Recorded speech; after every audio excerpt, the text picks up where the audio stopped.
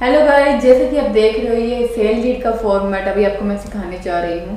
ठीक है, किसी को लीगल ड्राफ्टिंग अवार्ड्स करना हो या लीगल कंसल्टिंग या कोई भी केस फाइलिंग करवाना हो या कोई भी लीगल हेल्प चाहिए तो आप हमें संपर्क कर सकते हैं। हमारे जैसे रिव्यू आप देख सकते हैं लीगल कोचिंग के, हमारे जो हम लीगल कंसल्टिंग या रेट पिटिशन फाइल करते हैं या कोई भी लीगल सर्विस प्रोवाइड करते हैं उसके हमारे रिव्यू आप हमारे चेक कर सकते हो। इसके अलावा हमारे चैनल को लाइक सब्सक्राइब शेयर कर सकते हो। इससे आपको बेनिफिट है कि आपको नई नई अपडेट, नई नई वीडियो, नए नए ऑफर मिलते रहेंगे। कुछ हम तीज त्योहार पे ऑफर देते रहते हैं, कुछ फीस कम को लेके, कुछ हम वैसे फ्री एजुकेशन भी प्रोवाइड करते हैं, इंटर्नशिप प्रोवाइड करते हैं, तो उसको लेके भी हमारे ऑफर निकलते रहते हैं। तो इसके लिए भी आप हमें कॉन्टैक्ट कर सकते हो। ठीक है, अब जैसे ये जो ड्राफ्ट है देख लेते हैं। ये जनरल इन्फॉर्मेशन है, जैसे सेल किसे कहते हैं, जैसे ट्रांसफर प्रॉपर्टी जो एक्ट है 1882 का, उसके अंदर जैसे 54 के अंदर आता है। जो भी ओनरशिप ट्रांसफ़र की जाए या कोई भी हमने प्राइस पेड कर के लिए हमने एक्सचेंज किया, प्रॉमिस किया, या पार्ट पेड कर दिया, पार्ट प्रॉमिस कर दिया है, या टेंजिबल इमूवेबल प्रॉपर्टी है, या वैल्यू ऑफ इमूवेबल प्रॉपर्टी जो कि 10 रुपये से ऊपर है, मैंडेटरी जो इसका रजिस्ट्रेशन है 17 ऑफ रजिस्ट्रेशन एक्ट को लेकर, या स्टैम्प ड्यूटी भी जहाँ पे इमूवेबल प्रॉपर्टी के अंदर भी होती है।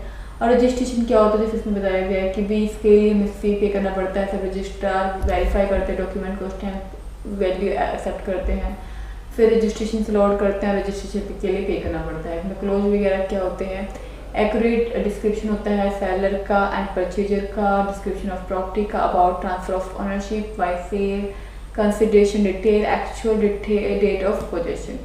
अब ये सेल डीड तैयार होता है, ये बनता है ठीक है किस डे को बना, किस ईयर को। इसमें जो लेने वाला है और बेचने वाला है, परचेजर और सेलर दोनों की डिटेल, आधार नंबर या जो भी इसका नाम वगैरह मेंशन सब कुछ होता है।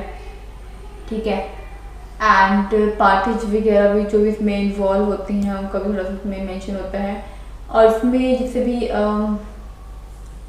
भाई कितने रुपये का ये खरीदा गया, कितना रुपये भी आपने पे कर दिया, सारा कुछ में जैसे मेंशन होता है, ताकि कल कोई डिस्प्यूट राइज हो जाए तो आपके पास एक सबूत हो कि आपने इससे सेल डीड ले लिया है, ये आपकी ही प्रॉपर्टी है।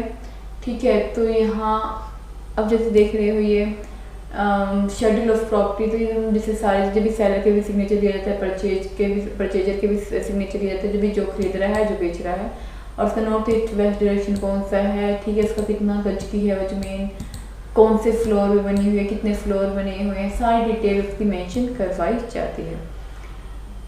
ठीक है, इधर फ्लैट्स वगैरह हो तो उसमें कितना कॉमन एरिया है, इंश्योरेंस के कितने रिस्क लेते हैं, कितना इलेक्ट्रिक मीटर आता है, मेंटेनेंस क्या रहता है, रिपेयर्स क्या रहता है, वाटर टैंक क्या रहता है, वाटर सप्लाई क्या रहती है, कॉमन मेंटेनेंस फंड कितना होता है, क्या रहता है क्या नहीं रहता, रजिस्ट्रेशन विद एमसीडी यूटिलिटी या कंपनी का क्या है, payment of municipal taxes, income taxes, lease utility क्या रहेगा, additional registration of to the property क्या रहेगा।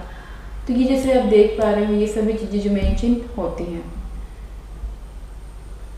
ठीक है, तो आपकी सेल डीड से रिलेटेड कोई भी आपको या कोई भी रजिस्ट्री से रिलेटेड या जमाबंदी से रिलेटेड या प्रॉपर्टी रिलेटेड कोई डिस्प्यूट आपका केस है तो उसके लिए भी आप हमसे लेकर कंसल्टिंग ले सकते हो, लीगल ड्राफ्टिंग करवाते हो या केस हैंडल करवाते हो वो भी हमारे थ्रू करवा सकते हो।